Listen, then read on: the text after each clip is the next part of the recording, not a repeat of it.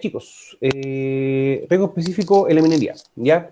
La minería hay que entenderla como la obtención selectiva de minerales y otros materiales a partir de la corteza terrestre, ¿ya? Y si ustedes se han dado cuenta, Chile tiene esa característica de un país minero, ¿ya?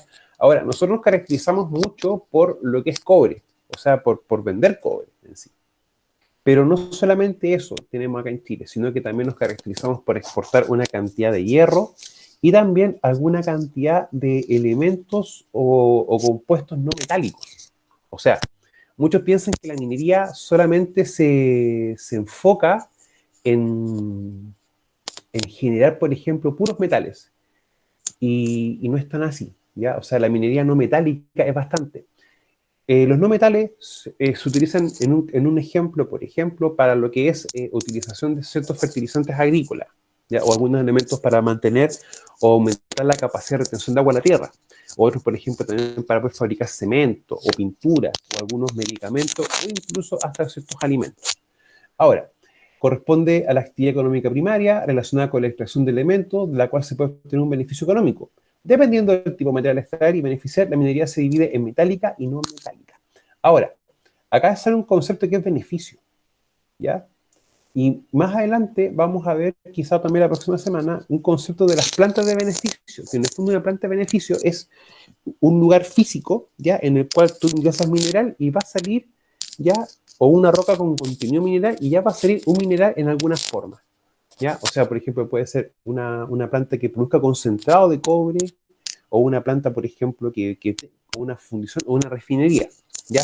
Fundición y refinería quizás en los procesos es muy similar, pero hay una diferencia. La fundición obtiene cobre, por ejemplo, en el caso chileno, a un 99,7% de pureza, y la refinería, todo este cobre que es 99,7%, nuevamente lo somete a un proceso de refinación, que en el fondo es una fundición, pero un poco más compleja, y de 99,7 pasa a un 99,9% de pureza. ¿Ya? Por eso es importante también tener ese contexto. Ahora, como la minería es una de las actividades que nosotros más desarrollamos y también se desarrolla a distintos niveles. O sea, ustedes pueden perfectamente haber escuchado conocer el concepto de gran minería, pero sin embargo, también podemos tener lo que son la minería a nivel de pirquinero, ¿ya? A nivel de una persona, una familia, que va a un lugar, tiene una mina pequeña, ¿ya? Y puede también sacar cierta cantidad de mineral que después se lo puede vender, por ejemplo, en AMI, que en el fondo en AMI también, la empresa nacional de minería, compra minerales a pequeños productores, ¿ya? Para que ellos puedan también obtener un beneficio.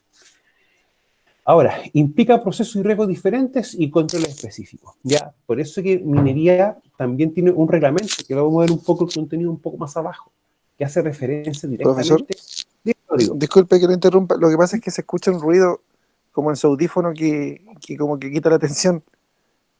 ya, dame un Es como que segundito. raspa. Sí, espera un poquito.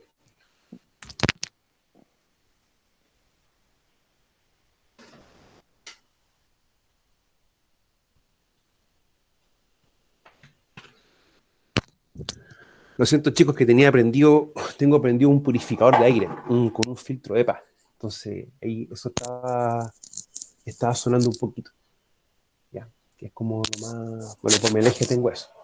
Chicos, entonces retomando esto un poquito, eh, la minería en sí implica procesos y riesgos y controles diferentes y específicos también en relación con la misma minería en sí y con otros rubros. Y entendiendo también que un fallo, aunque sea mínimo, puede ocasionar un accidente fatal o grave. La misma ley desde hace varios años tiene ya desarrollado un reglamento, que es el famoso reglamento de seguridad minera, el decreto 132, ¿ya? Bueno, antiguamente era el 72, pero fue actualizado. Ahora, lo importante de eso es que va a definirnos varias cosas, ¿ya? En el sentido que nos va a decir, por ejemplo, incluso hasta nos define el concepto de faena minera, ¿ya? Y eso es bien decidido, ¿ya? Más adentro vamos a ver por qué. Ahora, riesgos diferentes, sí, porque, por ejemplo, la minería, en este caso, si es en superficie, va a tener riesgos distintos que, por ejemplo, una minería subterránea. Y vamos a tener también controles muy diferentes. Eso hay que entenderlo así, ¿ya? Ahora, lo importante del mismo reglamento de seguridad minera es que esto nos define también los controles específicos. ¿ya? Por eso es importante también tomarlo en cuenta. Ahora, los tipos de minería, tenemos lo que es superficie, lo que es subterránea, lo que es submarina, y estos tres tipos de minería nos va a arrojar en sí el concepto de minería, ya que la minería más adelante vamos a ver que tiene también como otras definiciones, pero por decreto. Ahora, lo importante de esto es que la que es la superficie en subterránea son las dos que se desarrollan acá en Chile de mayor manera. La submarina existe sí, pero no se da tanto, ¿ya? Esta tiene más relación, por ejemplo, con la extracción de petróleo, ¿ya? Y acá en Chile creo que habrá un pozo, es muy poco lo que se saca. Prácticamente todo el petróleo que Chile consume viene del extranjero. Ahora, la minería de superficie en la práctica va a ser minas de cielo abierto, canteras y placeres. Las minas de cielo abierto, uno también los conoce como rajo abierto. Más bajito vamos a ver una foto. Las canteras son básicamente donde tú puedes sacar lo que es roca, ¿ya?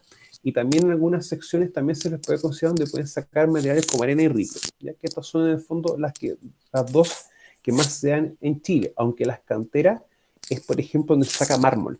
¿Ya? Y acá en Chile tenemos una cantidad de mármol, sí, no quizá en tanta extensión como otros países europeos, por ejemplo, como Italia, que Italia tiene una cantidad muy importante de mármol.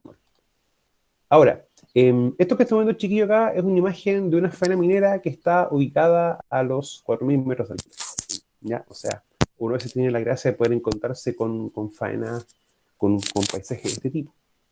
Ahora, lo que estamos viendo acá, chiquillos, es una foto de un atardecer en un tranque de relaves, ¿ya? Hay varios procesos de minería que, por ejemplo, utilizan... La minería tiene una diferencia muchas veces con otros rubros, que es la cantidad de utilización de agua. O sea, por cada litro que uno humano consume, minería va a consumir 150 litros de agua. O sea, va a tener un volumen de uso de agua muy grande. Muchos procesos generan agua, pero esa agua que va a tener ciertas características después se va a empezar a tener o adherir distintos componentes o distintas cosas. Entonces, bajo ese punto de vista, es importante entender que si va a tener un proceso que produce un concentrado de cobre, que en el fondo es un elemento o una mezcla como una pasta, más o menos, que tiene una consistencia como entre leche en polvo y harina, pero un poco más pegajoso. Cuando se produce ese elemento, ¿ya? Se genera agua. Y esa agua, con algunos componentes, tiene que pasar a un tratamiento, un tranque de relaves. Ahora, los tranques van a ser secos y también va a tener una componente húmeda, como lo que ustedes están viendo acá en esta foto. O sea, esta imagen chiquilla que ustedes están viendo es agua, sí, pero producto de un tranque, o sea, de un proceso en la cual la roca pasa a ser una pulpa. ¿Ya? O sea, esta agua en la práctica no es un agua utilizable para nosotros como humanos. Quizás se puede utilizar para algún otro proceso. Ahora, esto que estamos viendo acá, chiquillo, esto ya es algo más de minería en sí, pero ya a cielo abierto. ¿Ya? De acá, por ejemplo, tenemos un concepto de lo que es rajo, o rajo minería de superficie. Ahora, acá van a haber distintas estructuras, ¿ya? Y acá nosotros vamos a tener una condición bien específica, que es estar trabajando al aire libre. Por lo tanto, vamos a tener un riesgo bien importante, que es la famosa exposición a radiación ultravioleta, pero de origen solar. ¿Ya? O sea, este riesgo no va a estar, por ejemplo, en minería subterránea. ¿Ya? Por lo tanto, ahí vamos a tener riesgos diferentes. Ahora, si ustedes se dan cuenta acá, vamos a tener distintas estructuras. ¿Ya? Por ejemplo, si esto ya no se está operando más, esto sería, por ejemplo, o se pudiese considerar un lugar de estéril, donde se coloca o deposita cierta cantidad de roca que no tiene contenido mineral. La minería también tiene que entender eso. Uno tiene que entender eso, que se va a procesar distintos componentes, pero que tengan una cantidad de mineral. Y eso muchas veces se llama o se trabaja bajo el concepto de ley. La ley es la cantidad de mineral presente por una tonelada de mineral o una tonelada de roca. ¿Ya? Por eso es que, si ustedes se dan cuenta, minería trabaja con volúmenes gigantes. O sea, y de hecho, la minería también se va a dividir, por ejemplo, en pequeña minería cuando tú produces bajo 5.000 toneladas mensuales. ¿Ya? Eso es el concepto de pequeño minero. Ahora, acá, por ejemplo, vamos a poder ver algunas estructuras, como por ejemplo los bancos, que es lo que está acá, diferencia entre un lugar y otro lugar. ¿Ya? También para poder también tener otro ejemplo. Ahora, uno ve un poco de como una nube acá, pequeña, y eso ya es polvo en suspensión. que eso va a ser también otra característica bien importante de lo que es la minería. Acá también tenemos un ejemplo que ustedes acá van a poder apreciar en el costado izquierdo de la imagen ya un banqueo, una especie de banco, ya que en el fondo se empiezan a sacar cantidad de roca con contenido mineral, ya, y esta se empieza ya después a entrar en un proceso. Ahora, se va a sacar, en una instancia se elimina roca que no tenga muy bajo contenido mineral y se selecciona lo que es la que tenga contenido mineral. Y eso empieza ya a trabajarse así. Ahora, si ustedes se dan cuenta, acá ya la roca que tiene una cantidad de mineral también visualmente se diferencia de lo que es el terreno. Ahora, ustedes pueden ver esta pequeña zona de acá, ¿ya? En la práctica, esto también uno le puede decir o le puede llamar un petil de contención. El petil de contención es una estructura que el mismo reglamento de seguridad minera define, el cual tiene que tener 1,5 veces la altura del neumático de mayor tamaño en la faena. ¿Y cuál función cumple un petil? Es que si un vehículo pierde el control, poder contenerlo, ¿para qué? Para que no caiga de un nivel a otro. ¿Ya? Esa es la función principal o primaria de un petil. Tenemos también lo que es la minería subterránea, ¿ya? Minería subterránea de roca blanda, lo que es carbonizales, y la minería subterránea de roca dura, que son metales y minerales. Ahora, ¿por qué esto es importante entenderlo así? ¿Ya? Lo que es la minería subterránea de roca blanda se da mucho en Chile, específicamente se dio una época muy importante en la zona sur de nuestro país, ¿ya? O sea, hay literatura tradicional chilena, que es, por ejemplo, lo que escribió Baldomero Lillo, en que ustedes también pueden hacer referencia a lo que es el Chiflón del Diablo, por ejemplo, para poder ver cómo el contexto o cómo era la minería que se desarrollaba en esa época. Ahora, era una minería muy artesanal y muy precaria, ¿ya? Y también tenía muchas costumbres sociales, en el fondo que trabajaba el papá, el hijo, ya trabajaban muchas familias completas. Lo que es la minería subterránea de roca dura, ya esto se desarrolla ya más a nivel de la región metropolitana, sexta región, hacia el norte de nuestro país, ¿ya? Recordemos que la cordillera de los Andes termina en Chile, pero termina al menos por la región metropolitana. Y todo el sector o el lugar de la cordillera de los Andes tiene esa característica, que tiene muchos cuerpos mineralizados. O sea, cuerpo en el fondo que tiene una cantidad importante de mineral, el cual puede ser extraído para un futuro beneficio, ¿ya? Ahora, si ustedes se dan cuenta, roca blanda y roca dura, y esto también va a diferenciarlo en los tipos de riesgo, ¿ya? O sea, por ejemplo, lo que es carbón, está el gas tisú, ¿ya? Que aunque parezca un poco broma, en esa época la única forma de poder verificar si era gas tisú era con un canario, ¿ya? Eso que muestran las películas es verdad, ¿ya? O a veces en esas típicas series del canal del Zorrito, ¿ya? De esa serie que da un canal acá en Chile, la daba todos los días. Hay un capítulo también que hace referencia a eso, y eso existe, ¿ya? Por si acaso. Ahora, también lo que uno empieza a ver desde las diferencias de años, ¿ya? Es que la minería ya se ha profesionalizado mucho, ¿ya? Y también hay distintos planes de gobierno para otorgar equipo y profesionalizar aún más al pequeño minero. Ahora, muchas veces me han preguntado qué es trabajar en minería subterránea, ¿ya? Y eso me lo han preguntado. Yo trabajé en minería subterránea bastante tiempo, ¿ya? Y me gusta, sí. Volvería, yo creo que no les podría responder eso en este momento. No hay respuesta. Ahora, a mí siempre me han preguntado, ¿qué es lo que ve uno adentro de una mina, pero cuando no hay luz no hay nada? Y esta es la respuesta que yo les puedo dar. Esto no es un fondo negro, ojo, es una foto, ¿ya? Que es lo que uno prácticamente no ve nada. Ahora, la diferencia ya de una faena subterránea empieza a darse esto. Esto es subterráneo y esto es a rajo abierto. Por lo tanto, ya con ese simple hecho vamos a tener diferencias muy distintas y vamos a tener riesgos muy distintos y elementos que controlar muy diferentes.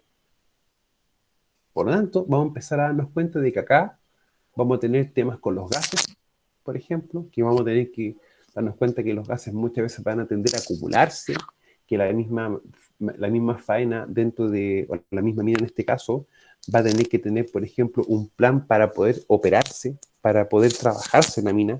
Tiene que tener algún plan, algún método o un plan que defina los distintos métodos de explotación, entre otras variables, ¿ya? O sea, esto no es llegar a hacer un hoyo en la tierra y empezar a trabajarla, no, tiene que tener una metodología de trabajo. Y eso que te lo va a dar en primera instancia el tipo de roca, ¿ya? Y el tipo de mineral a extraer. Ahora, uno ve un hoyo, o ve un túnel en realidad, ¿ya? Pero acá vamos a empezar a diferenciar y trabajar con ciertas estructuras. Esto es lo que uno llama la caja, ¿ya? Y de hecho hay una imagen que la representa de mejor forma, como lo que tenemos acá. Esto es una caja. Ahora, esto es borde de caja y esto es el techo de caja, ¿ya? O sea, y acá tenemos la superficie. ¿Por qué uno hace referencia a esto? Porque en ciertas situaciones se utiliza mucho el borde de caja y en ciertas situaciones uno debe circular lo más pegado al borde de caja, producto de si puede ocurrir alguna emergencia o un desprendimiento o caída de roca de la parte superior. Y eso pasa, y me pasó también en su momento.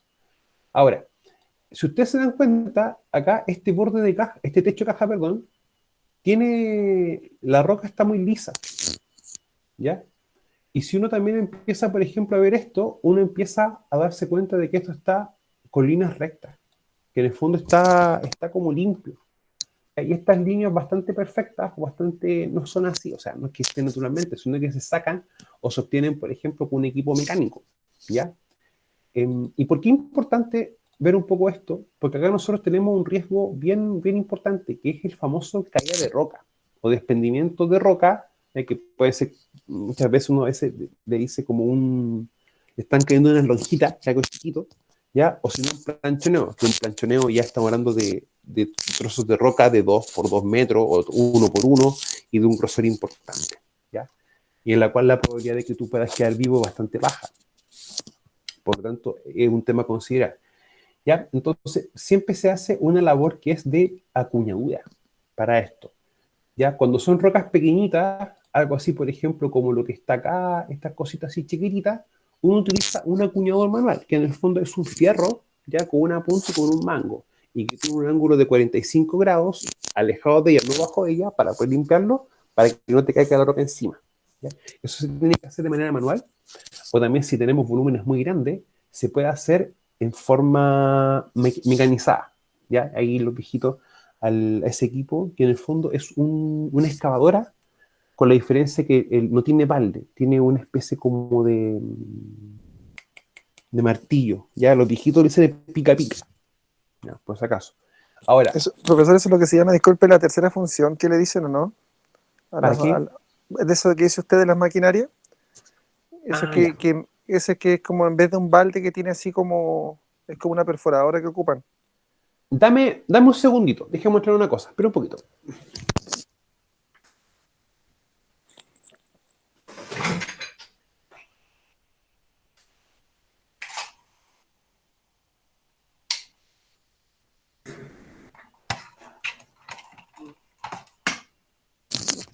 Ya.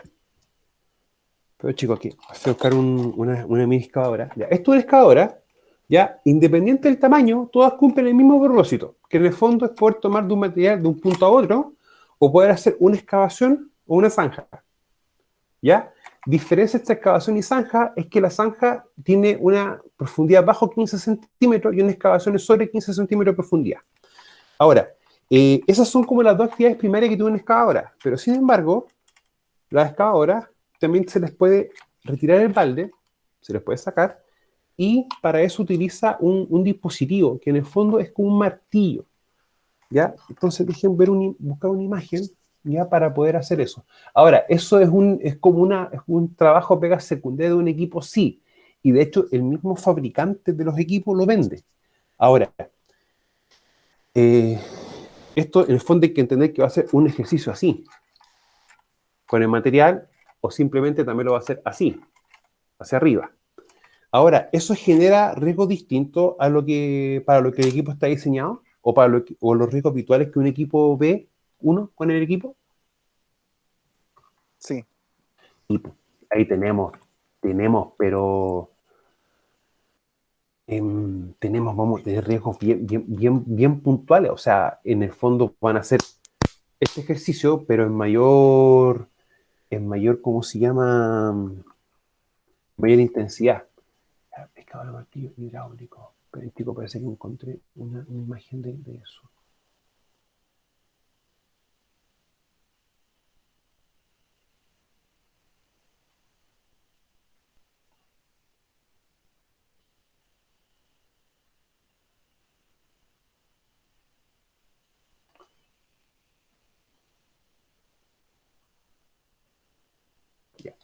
Chicos, no sé si están viendo lo mismo que yo les estoy mostrando ahora. ¿Ya? Esto es lo que yo les explicaba. No, se sigue viendo usted, al No, menos yo. Ah, sí, perdón. es un poco la animación. Perdón, chiquillos. Es que a veces se me olvida compartir pantalla. Ahí sí. Ahí sí. Ya. Si ustedes ven esto es el famoso martillo. En este caso, un martillo puede ser un martillo hidráulico en realidad. ¿Ya? Y de hecho, si ustedes se dan cuenta, tiene también todas las conexiones hidráulicas. Ahora, una cosa es que cambiar el martillo al balde. Y eso implica también otra pega, porque en el fondo hay que primero purgar, en el fondo quitar. O sea, primero que todo, esto tiene que estar frío, el equipo en sí. O sea, el equipo tiene que estar reposado. ¿En qué sentido? Porque el aceite de motor también se comparte con lo que es parte del aceite hidráulico de todas las partes y piezas. Por lo tanto, ese fluido va a estar a una temperatura no menor. Por lo tanto, hay que esperar que el equipo se enfríe. ¿Para qué? Para que cuando la persona los desconecte, purgue en el fondo, saque el líquido en exceso en el sistema y después pueda conectar los martillos. ¿Ya? Pero esto es lo que chiquillos se ocupa. ¿Para qué? Para poder hacer esto de manera mecanizada. ¿Ya? Para poder también tomarlo en cuenta. Ahora, acá nosotros tenemos otro equipo. ¿Ya? Y si ustedes se percatan, tiene orugas, al igual que este. Y este equipo funciona también con aire comprimido. ¿Ya? Y ese aire comprimido, ¿qué se lo va a entregar? Un compresor. ¿Ya? Si la mina tiene, a ver, un criterio que se utilizaba mucho cuando yo trabajaba en faena, no sé si lo habrán actualizado eso, es que si la mina tenía ventilación, o sea, en el fondo sin inyectar, si le sacaba aire, el compresor se podía dejar adentro. ¿Ya? Pero si ya la mina no tiene buena ventilación, en el fondo no se sacan los gases que se van generando producto de todas las actividades, esto tiene que estar afuera de la mina. ¿Ya? ¿Para qué? Para disminuir un riesgo de incendio. Aunque parezca paradójico, en minería subterránea yo puedo utilizar benzina o debo utilizar petróleo.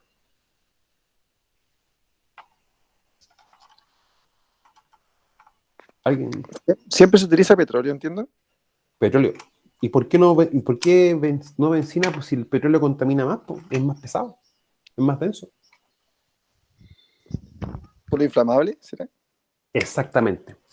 Cuando tú vas a echar benzina, en su distinto octanaje, se huele fácilmente. Claro. Incluso es más, si uno hace un ejercicio bien simple de colocar un platito con un poco de benzina y tú le colocas un fósforo, la benzina se prende fácilmente. Y eso, claro, porque en el fondo no es que se prenda la benzina en sí, el líquido, lo que se prenden son los vapores y los gases. Cuando veamos emergencia y control de incendio del próximo semestre, ya vamos a ver los principios y los tipos de fuego, cómo funciona la dinámica del triángulo y tetraedro. En cambio, el petróleo, si tú le echas un fósforo, el petróleo lo apaga. En español, para que el petróleo pueda encenderse, necesita una llama y un fuego muy fuerte, o sea, prácticamente que tú estés como con un soplete para que este se pueda encender.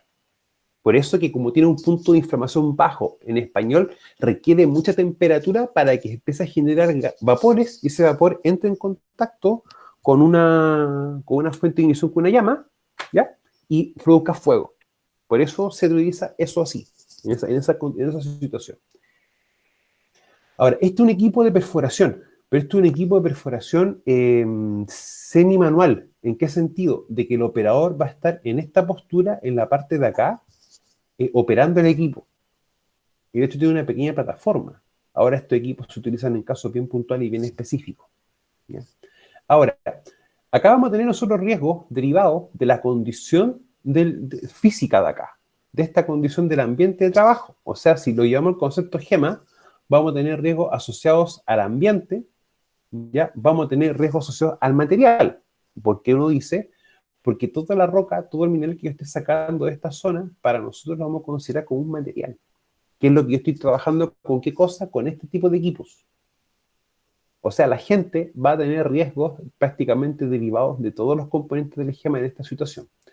Ahora, si ustedes también se dan cuenta, acá nosotros tenemos una iluminación artificial. ¿ya? Pero también uno empieza a apreciar que van a empezar también a generarse distintos riesgos, pero derivado de qué? De la superficie de trabajo. O sea, si uno ve, por ejemplo, esta imagen, pero si nosotros vemos también esta imagen, también uno empieza a darse cuenta de aquello. Ahora, acá uno está habilitando ciertas estructuras internas para que la mina pueda seguir funcionando, y después llega un tiempo en que esto de acá se elimina y se limpia. O sea, esto es un desorden que va a estar mientras dure el trabajo, ¿ya? Y que hay que tratar de que no, y de hecho, si ustedes se dan cuenta, esto está siempre en los bordes de caja. ¿Para qué? Para poder no limitar el acceso o el paso a estas cosas. Ahora, la cuñadura se tiene que revisar todos los días. O sea, cuando yo entro a trabajar a una mina subterránea, primera cosa me debo marcar en el portal o en la entrada de mina. ¿Y para qué uno hace ese ejercicio? Lo hace para que sepan que hay una persona o cuántas personas están en la mina.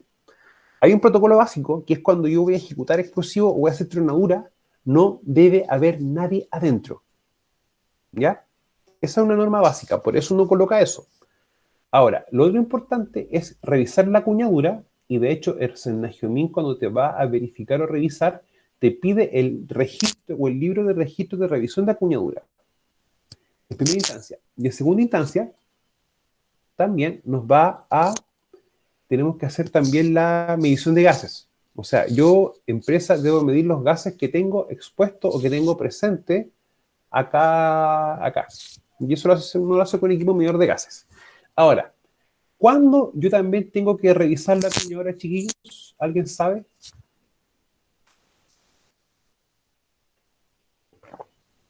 Al momento de salir, Ya puede ser una forma, pero ¿qué pasa, por ejemplo, si yo, en este caso acá, hicimos todas las perforaciones? O sea, por ejemplo, uno toma esto y un ingeniero calculista va a hacer un diagrama de disparo, que en el fondo va a marcar cada cuánto tiene que haber perforaciones para colocar explosivos y poder sacar un volumen de material. Cuando eso pasa, ¿ya? Los explosivos van a explotar, van a hacer su trabajo. Pero ¿qué pasaría entonces con esto de acá, con la caja, con el techo de la caja? ¿Se va a afectar o no? yo creo que sí, que se borra o Mira, se pueden caer, desprende. mira, puede pasar varias cosas. Una, que las rocas que pueden estar sueltas se van a soltar, se van a caer, primero. Y segundo, también puede ser que se genere más roca que pueda desprenderse. Por lo tanto, una vez que yo ejecuto explosivo, bueno, uno después tiene que esperar que todo el polvo decante, volver a hacer las mediciones de gases, ir al lugar, revisar si quedó algún tiro quedado, o sea, un tiro que no se ejecutó, eso significa un tiro quedado, y recién en ese aspecto, ya, verifico, baja el polvo, verifico gases, veo que no queden tiros quedados, recién me pongo a reacuñar y a revisar la cuñadora y a reacuñar. Ahora, uno pregunta, oye, ¿y qué hago si tengo un explosivo que no se ejecutó? En ese momento se retira, se saca, ¿ya? Y se coloca en un balde con agua, ¿ya? Ya hemos hablado de tres cositas, que es revisión de gases, revisión de cuñadura y los famosos tiros quedados. Yo también debo tener un registro con los tiros quedados que yo he sacado o he tenido, ¿ya? Para poder también tomarlo en cuenta, que eso también es una medida de control, pero que es de un origen o de una obligación legal, ¿ya? Ahora, este es un DTH, que es un drag cleaning, ¿ya? Y también están los wagon drilling, que los wagons son con ruedas, ¿ya? Por si acaso. Ahora, esto funciona con aire comprimido, en este caso con algo hidráulico. Y en ese aspecto, lo mismo que se coloca acá, ya es lo que permite que funcione. Ahora, acá no se puede ver bien, pero hay unas cositas. Lo que pasa es que esto hay que pensar que son mangueras que tienen 20, 30, 40 metros de longitud. Y hay un tema con eso. Las mangueras muy largas no te las venden, te las van a vender en cantidades menores. Entonces, ¿qué pasa? Que entre mangueras deben haber uniones, ¿ya? Y esa unión debe tener un lazo de seguridad entre ellas, ¿ya? ¿Para qué? Para que si se corta, no haga este ejercicio quede suelto, sino que quede fijo. Y eso porque es importante, chiquillos, poder considerarlo, ¿ya? Hay un tema con eso, ¿ya? Y se los voy a y se los voy a explicar así sencillo.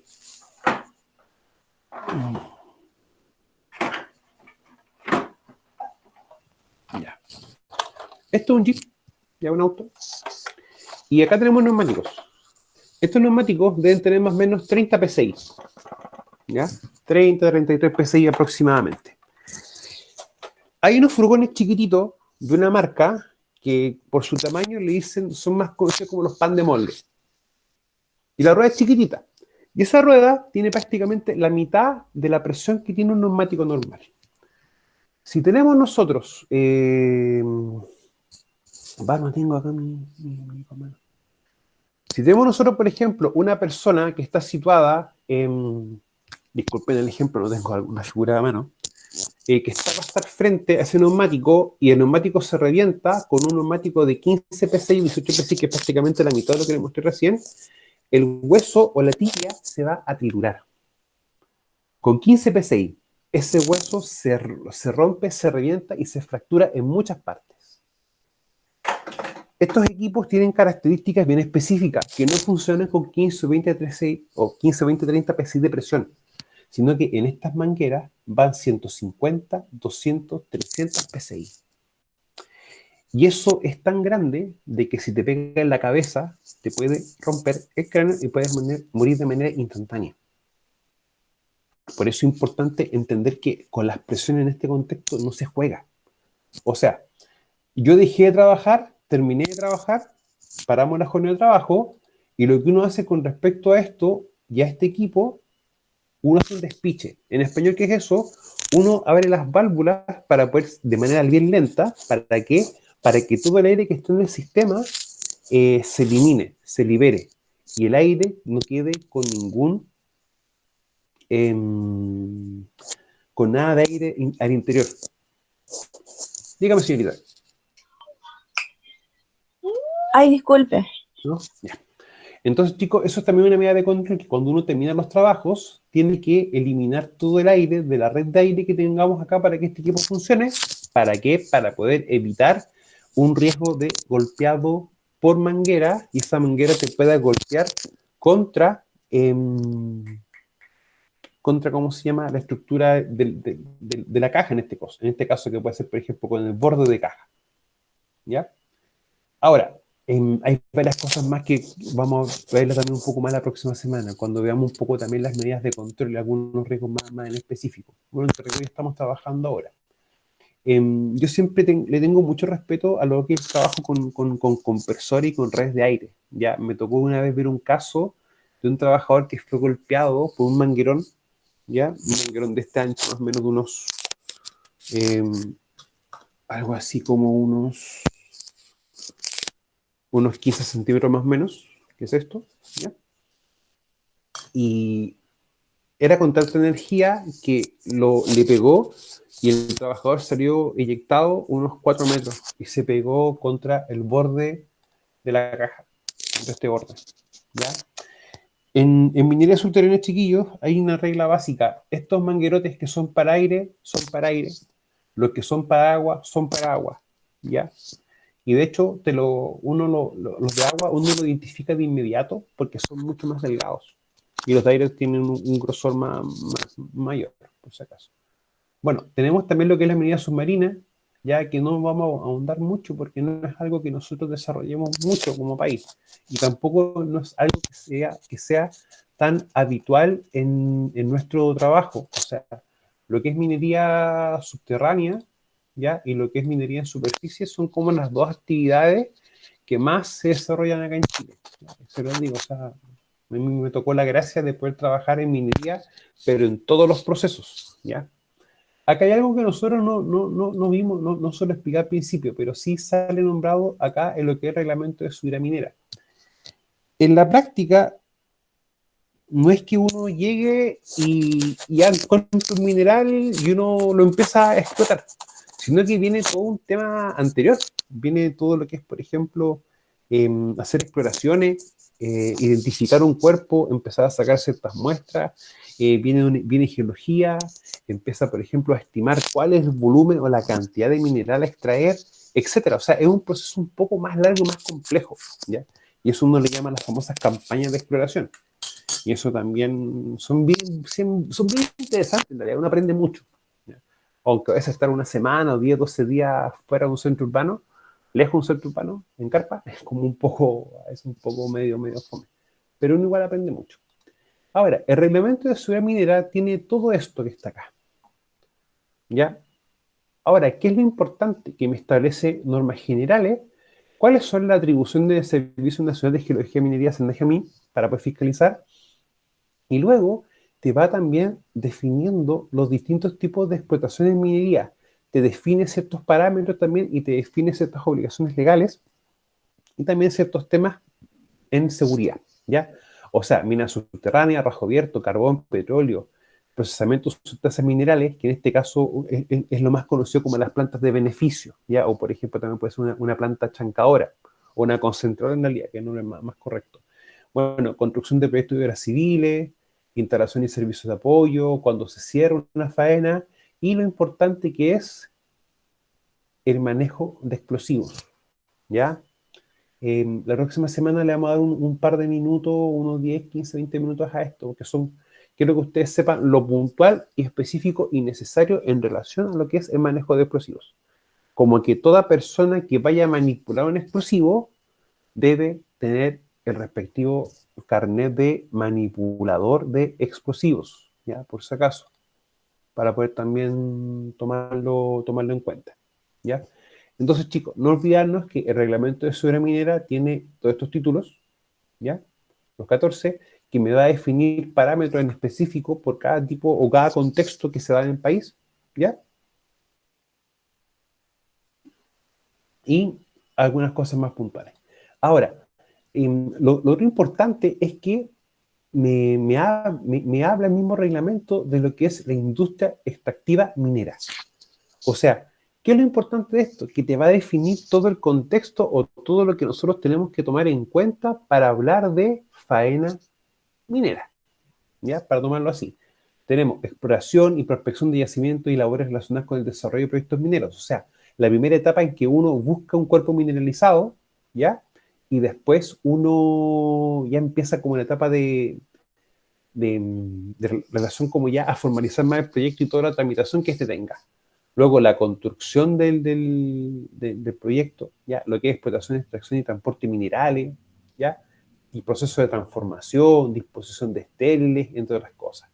Bueno, la industria minera extractiva incluye además la apertura y desarrollo de túneles, excavaciones, construcciones de obras civiles que se realizan para dicha industria y que tengan estrecha relación con las actividades anteriormente relacionadas. O sea, todas las actividades que en el fondo permitan que esto pueda desarrollarse, se pueda dar de una manera homogénea y bien clarificada, ya también se van a considerar parte de la industria minera extractiva. ¿Pero por quién? Por el mismo reglamento.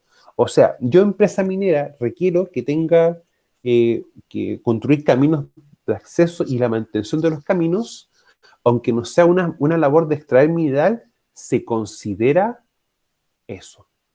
Se considera como parte de una faena minera, ¿ya? Aunque no esté necesariamente trabajando en eso. Si lo llamamos concepto de proceso, eso vendría a ser un proceso de apoyo, ¿ya? Y ese proceso de apoyo, ¿qué pasa? Va a permitir que el proceso de extracción de mineral pueda funcionar. Por eso que lo que es mantención y reparación de caminos es un elemento importante. Otro elemento a considerar es el concepto de faena minera, ¿ya? Y faena minera que comprende todas las labores que se realizan desde la etapa de construcción del conjunto de instalaciones y lugares de trabajo de la industria extractiva minera. O sea, todo lo que son las minas, las plantas de tratamiento, fundiciones, refinería, maestranza, muelles de embarque, talleres, instalaciones y servicios de apoyo, se consideran faena minera. Pero acá hay que también tener una perspectiva que esto incluso es mucho más amplio. O sea, si yo, por ejemplo, tengo un casino, porque quizás la faena minera queda a 1 hora de una ciudad y no pueden estar subiendo y bajando las personas a almorzar porque eso quita tiempo y también exponen las personas a riesgos más innecesarios muchas veces, ese casino está en faena minera, por lo tanto también va a ser o va a estar bajo la fiscalización del Servicio Nacional de Geología y Minería, lo que no deja que también Salud, por ejemplo, pueda fiscalizarlo. Eso es importante también entenderlo. ¿Ya? Entonces, vamos a tener que darnos cuenta que el concepto de faena minera o lo que a ti te van a fiscalizar es mucho más amplio de lo que uno piensa. O sea, por ejemplo, ¿qué pasa con lo que son las guardarropías, con los baños, con las duchas? ¿Ya? Porque uno a veces trabajando un turno de 10 o 12 horas, o incluso un turno normal de 9 horas, y al final no quieres bañarse. O sea, por la cantidad de mugre y tierra que uno capta en el tiempo. Ahora, exploración al conjunto, acción y trabajo que permiten identificar mediante la aplicación de una más técnica de reconocimiento geológico zonas de características favorables para la presencia de acumulación de minerales y yacimientos, prospección del trabajo geológico minero conducente a examinar o evaluar el potencial de recursos mineros, operación minera, ya que es la exploración, construcción, desarrollo, y obras civiles, que es lo que yo les he explicado a ustedes, que para nosotros desde la perspectiva del concepto de proceso van a ser todos los procesos de apoyo, ¿ya? Uno siempre tiene que también tener una segunda visión. Minería no para. O sea, parar de tener un proceso minero es muy complejo, porque son procesos en serie, ¿ya? Y eso es complicado. Por lo tanto, siempre uno llama a extremar todas las medidas de seguridad para que, para poder mantener esto operativo. Por eso que uno tiene que a veces ser bastante ordenado y metódico con el tema del control de riesgos, ¿ya? Ahora, ¿por qué es importante entenderlo así? Cuando yo tengo un accidente fatal o grave, automáticamente tengo que hacer autoparalización de faena. Y se paraliza todo. Y tú puedes volver a trabajar siempre y cuando te levanten ese tema. Por lo tanto, una hora que yo tenga detenido el proceso de minería implica bastantes problemas. Ya, por si acaso, para poder tomarlo también en mente. ¿Los riesgos los podemos clasificar? Sí, se pueden clasificar los riesgos. ¿Ya? Y bajo ese punto de vista voy a tener los naturales, operacionales y fallas. Naturales determinadas por la naturaleza, o sea, determinadas, por ejemplo, por estas condiciones. Por la condición del tipo de cerro, ¿ya?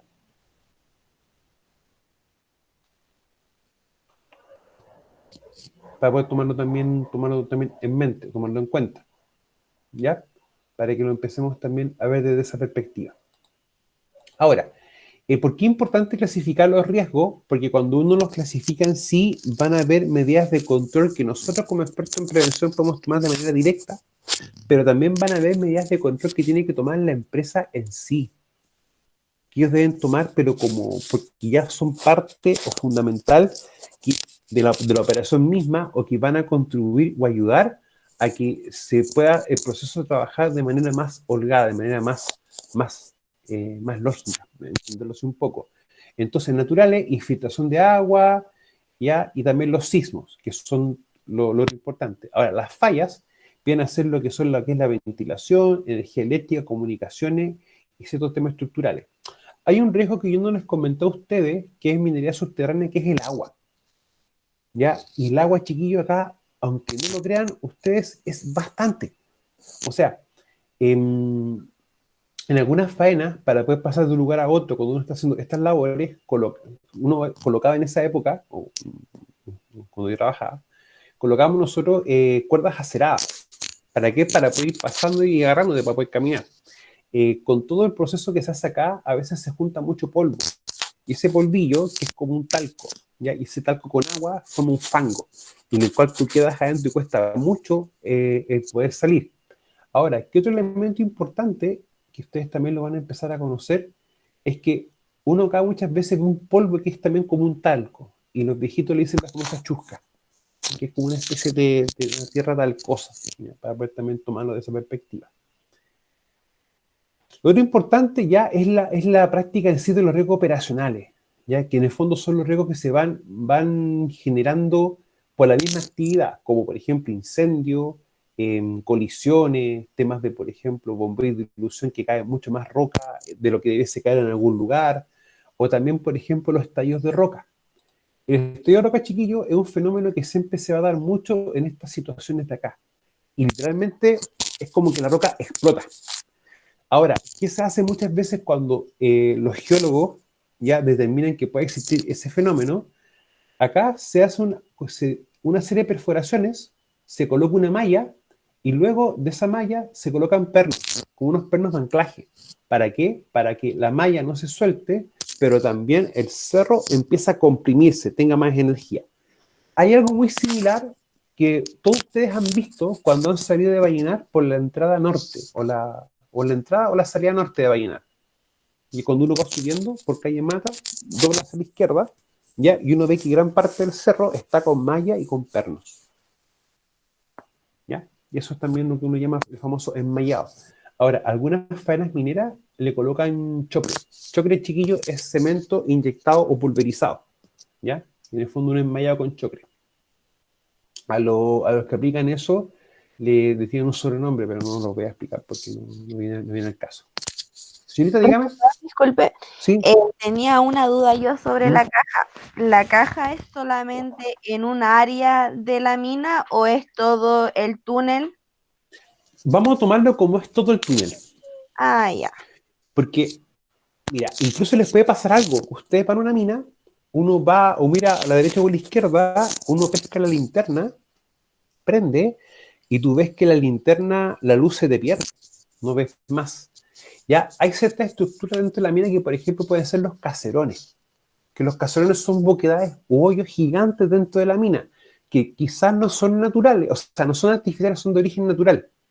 Para que se hagan una idea, hay caserones tan grandes que tienen a veces profundidades de 50 a 60 metros, o pueden ser también del volumen equivalente a una cancha de baby fútbol o una cancha de fútbol incluso. ¿Ya? O sea, hay una cosa que vamos a ver la próxima semana, ya que tiene más relación con lo que es cómo funciona la mina subterránea. Bueno, en la práctica eso tiene mucha relación con los métodos de explotación, pero no lo quise explicar ahora porque esto ya es harta materia y es bien denso. Entonces, para no dejarlo más complejo aún, ¿ya? Pero eso vamos a verlo también y conversarlo la próxima semana. Ahora, una de las tareas o actividades bien recurrentes que uno tiene en minería y son las actividades o las labores de perforación, chicos. ¿Ya? O sea, perforación, créanme que una de las actividades que uno realiza mucho, ¿ya? Por si acaso. Ahora, esta se puede hacer manual, que es como lo que uno realiza mucho, ¿ya? Que también puede ser la mecanizada. Ahora, si ustedes se dan cuenta, acá tenemos una faena, ¿ya? Donde hay 4 personas, en las cuales se van a diferenciar netamente por el color del casco, que hace referencia al tipo de cargo que tiene, ¿ya? Pero acá ustedes se dan cuenta, hay como una especie de malla, ¿ya? Uno ve como que hay poco cemento, hay unos pernos, ¿ya? Eso es lo que yo les estaba explicando a ustedes, más o menos, recién. Ahora, los riesgos asociados, por ejemplo, a la labor de perforación, vienen dados por el entorno, por el equipo y herramientas y el ambiente físico, ¿ya? En el ambiente físico hace referencia a lo que es la temperatura, lo que es la humedad, lo que son los gases, por ejemplo. Eso también es bien importante poder tomarlo en cuenta.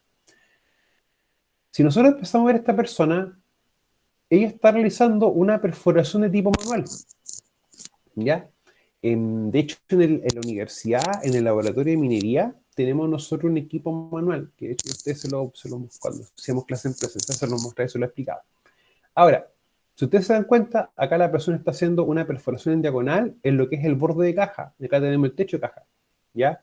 La persona tiene sus implementos, o sea, de hecho acá tiene un traje de agua, porque esto funciona con agua.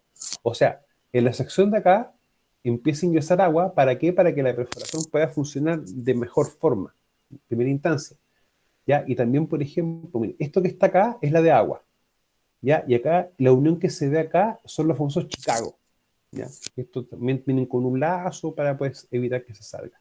Esta manguera que está acá es también lo que corresponde a lo que es perdón, la que está acá es la que corresponde, o la de acá. Bueno, ahí me estoy perdiendo un poquito. Pero la de acá, lo más probable es que sea la manguera del agua. Ahora, esto que está acá va a ser una especie de base o soporte. Me explico.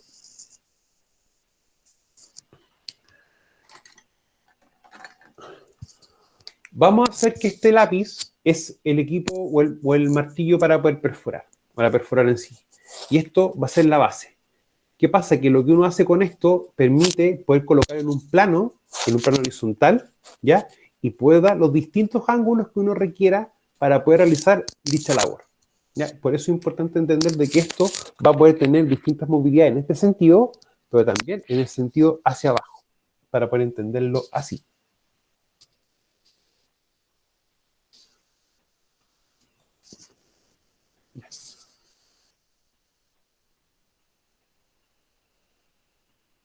Ya. Ahora, chicos, lo importante es entender que acá vamos a tener distintos trabajos, vamos a tener también distintos riesgos, ¿ya? Asociados a aquello.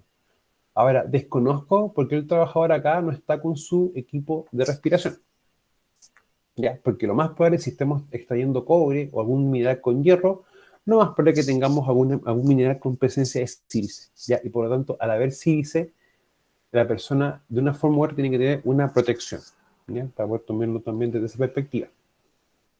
Bueno, acá tenemos un equipo perforador, ¿ya? Profesor, me parece que no está compartiendo. Ah, perdón, chiquillos.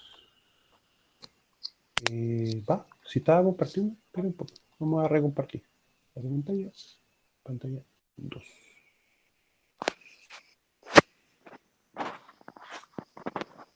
Sí, profesor, ahí sí.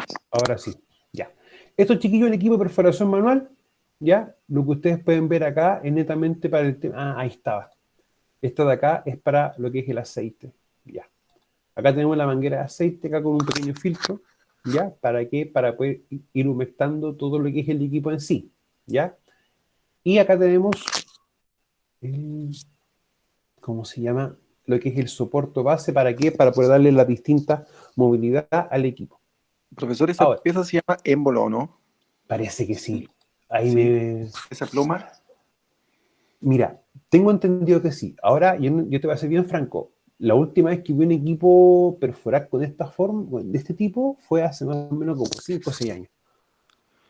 Claro. Es como para Más o menos. minería más pequeña.